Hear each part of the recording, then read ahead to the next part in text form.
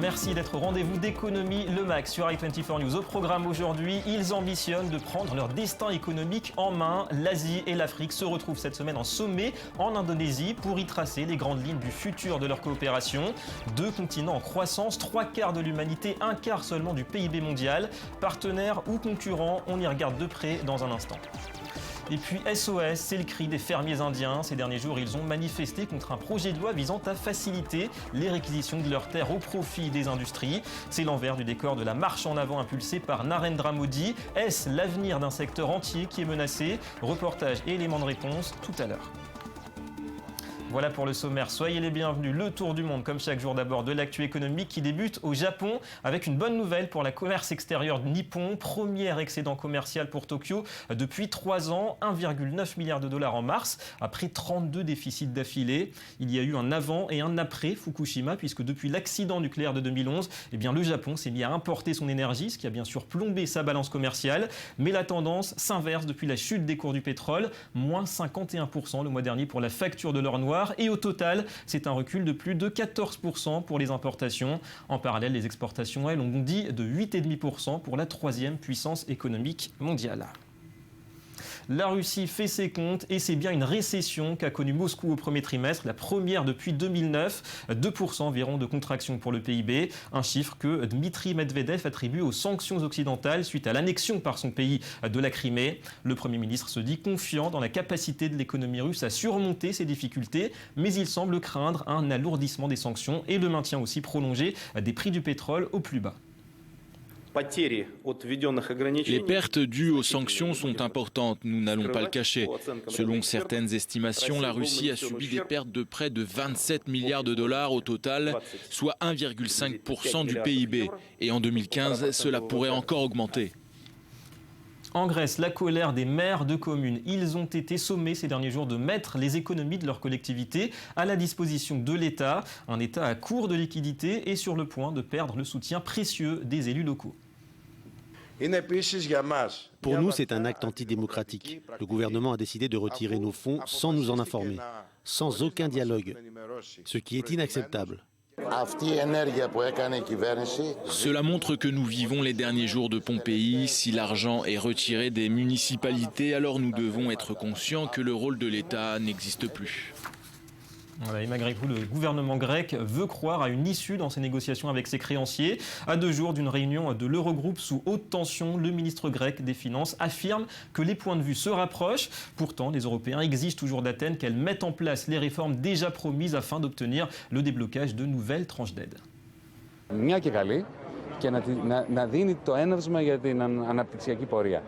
Ni nous, ni les Européens ne souhaitent perdre cette occasion de conclure un accord qui serait clairement bénéfique pour toutes les parties.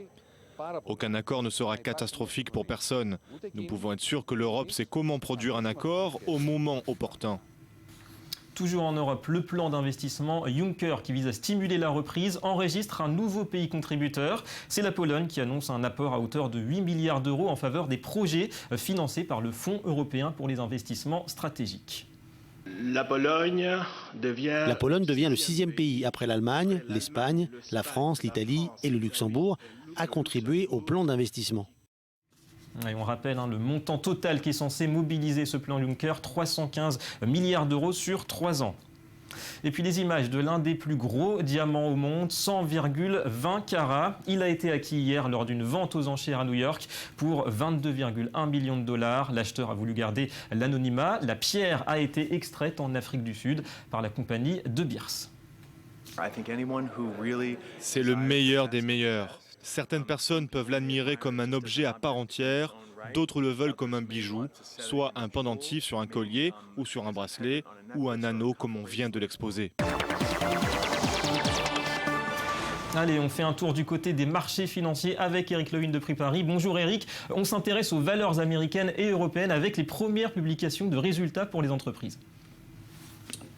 Oui David, les premiers résultats des entreprises américaines sont globalement un petit peu meilleurs que prévu. De sorte que l'on pourrait avoir non pas une baisse de 3% des résultats pour le premier trimestre, mais une baisse de l'ordre de 1,5%. Ce qu'il y a de plus inquiétant, c'est que les chiffres d'affaires ne progressent pas. Alors pourquoi y a-t-il une amélioration de la rentabilité? Tout simplement parce que les entreprises américaines ont fait d'énormes efforts en termes de coûts de restructuration, c'est-à-dire que la rentabilité progresse parce qu'il y a beaucoup de réduction de coûts, et ça, ce n'est quand même pas un signe très favorable pour les marchés américains. Alors en Europe, les premières publications sont également assez bonnes, mais là aussi, les marchés ont du mal à progresser, tout simplement parce que les valeurs sont extrêmement chères. Il y a eu beaucoup de publications, notamment la semaine dernière, concernant des valeurs comme Sodexo, comme Accor. Ces chiffres d'affaires étaient plutôt bons, mais les valeurs sont tellement chères avec des PER de 25 qu'elles ont bien du mal à progresser, de sorte que pour que les marchés continuent leur forte progression, il faudrait vraiment d'excellentes nouvelles que l'on n'a pas actuellement. On est vraiment en manque de catalyseurs, David. Voilà, l'Europe toujours en quête d'un second souffle. Merci Eric Lewin.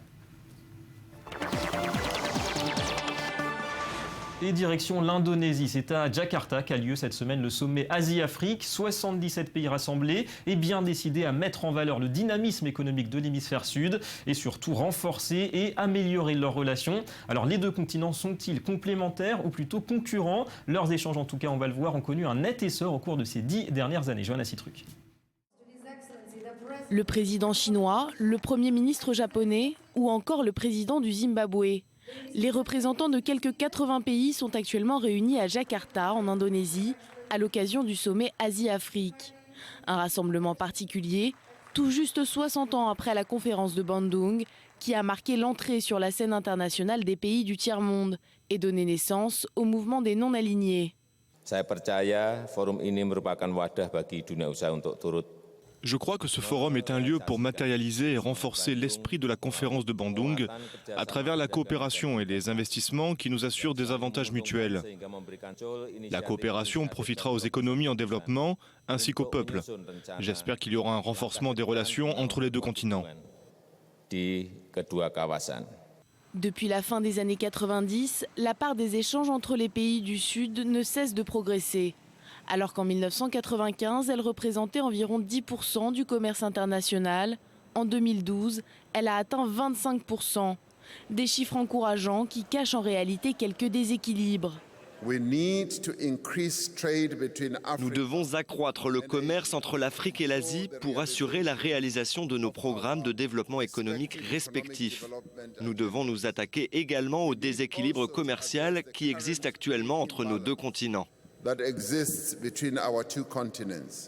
Car l'Asie importe et exporte beaucoup plus que l'Afrique, notamment grâce à la progression des échanges intra-asiatiques et la montée en puissance de la Chine. Plus de la moitié des exportations de Pékin vers les autres régions en développement vont en direction de l'Afrique. En 2010, la Chine est même devenue le premier partenaire commercial du continent africain. En renforçant la coopération Sud-Sud, nous pouvons démarrer une nouvelle ère dans le commerce mondial. Une ère qui va être entraînée et soutenue par deux des régions les plus dynamiques du monde.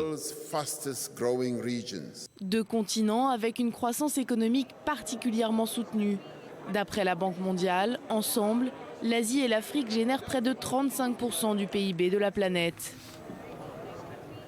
Ouais, la moitié de ce chiffre pour la seule Chine. En tout cas, on le voit, ces chiffres semblent en hausse constante et on interroge le docteur Franck Khalifa en ligne avec nous. Bonjour. Vous êtes, on le rappelle, professeur certifié hors classe d'économie. Alors d'abord, comment optimiser les relations commerciales entre ces deux continents, Asie et Afrique? Il faudra s'attaquer peut-être aux barrières tarifaires et non tarifaires. Est-ce qu'on peut imaginer d'ailleurs des accords de libre-échange entre certains de ces pays, une vraie intégration?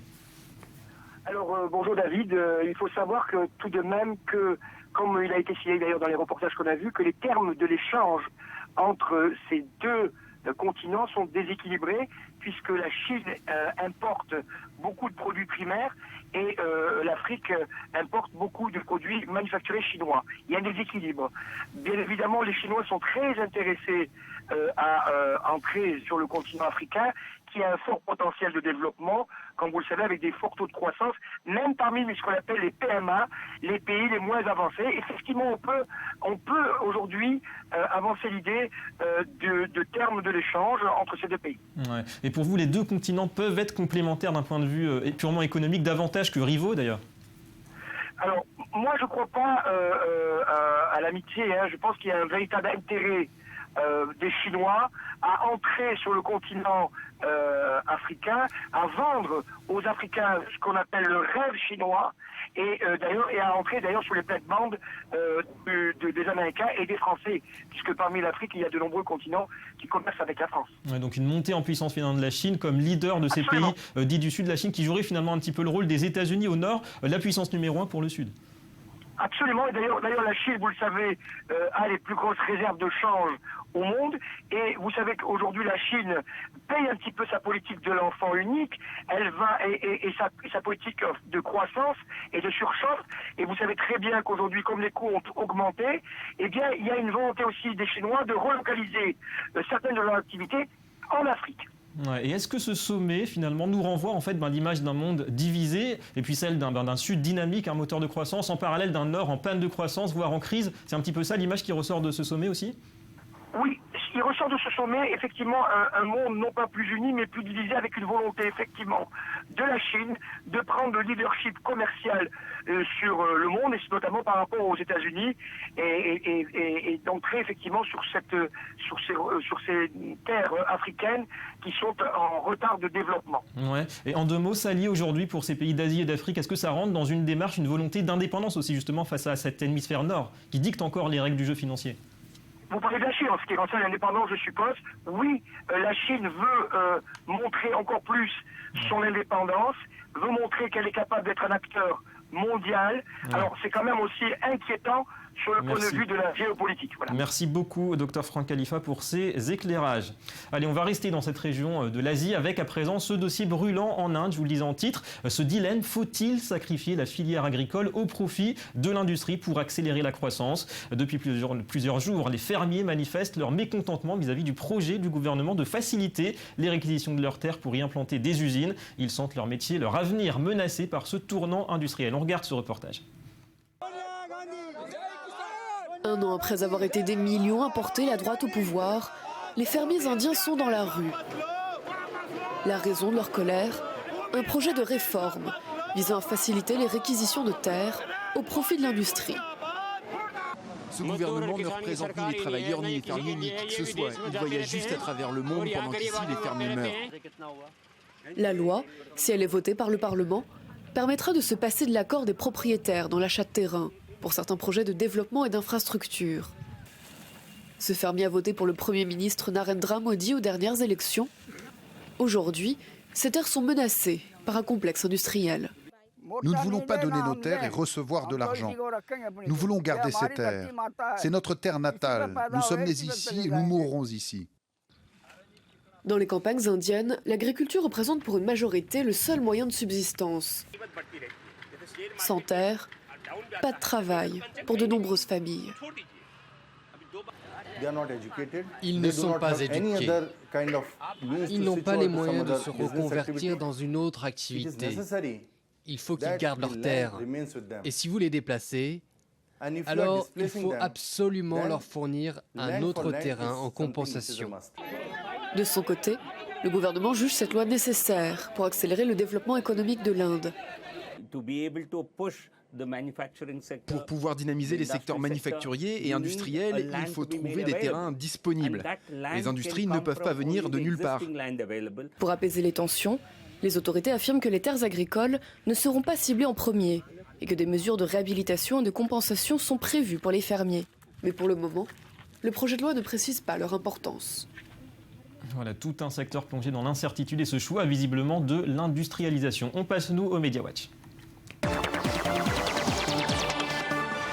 La revue de presse et à la une aujourd'hui, Shimon Peres, l'ancien président israélien qui reste actif plus que jamais. Bonjour Jonas Citruc. Bonjour David. Alors il pourrait travailler maintenant pour une banque. Oui, l'information est sortie en début de semaine dans les médias. Shimon Peres aurait signé un contrat avec la banque israélienne Hapoalim. Alors quel va être son rôle? Il devrait a priori être en charge de la promotion de l'établissement à l'étranger et notamment aux États-Unis. Jusque-là, rien de vraiment très surprenant. Ce qui a choqué, en revanche, c'est le salaire annoncé pour ce nouveau poste. Pas moins de 30 000 $, non pas par an, mais par mois. De quoi provoquer la colère des politiques, mais aussi de nombreux internautes. Des critiques auxquelles des sources de proches de Shimon Peres ont répondu que tous les profits de l'ancien président israélien seraient reversés à des œuvres caritatives. Bonne initiative. Et puis on parle maintenant compétition inter-entreprise. Attention aux idées reçues, la concurrence n'est pas forcément bénéfique. Oui, jusque-là, on pensait que mettre en compétition différents employés dans une même entreprise les poussait à être plus productifs, une idée qui pourrait bien être remise en question puisque, selon une étude américaine, ça pourrait même être contre-productif dans les sociétés où le groupe est plus important que l'individu. Autrement dit, lorsque chaque personne est responsable du résultat collectif, du résultat du groupe. C'est le cas notamment pour les entreprises qui ont adopté la technique du lean management, c'est-à-dire produire plus avec moins de moyens. D'après les expériences qui ont été réalisées, au lieu de se dépasser, certains employés sabotent leur propre travail pour ne pas créer tension, pour ne pas être en concurrence avec leurs collègues. Et au final, ce sont les résultats de l'entreprise qui diminuent, qui sont en baisse. Ouais, stratégie sans doute à revoir peut-être. Merci beaucoup, Johanna Citruc, à très bientôt. À bientôt. Voilà, fin de cette édition. Merci à vous d'avoir été avec nous. Économie Le Mag revient très vite sur i24 News et l'information continue. Restez avec nous.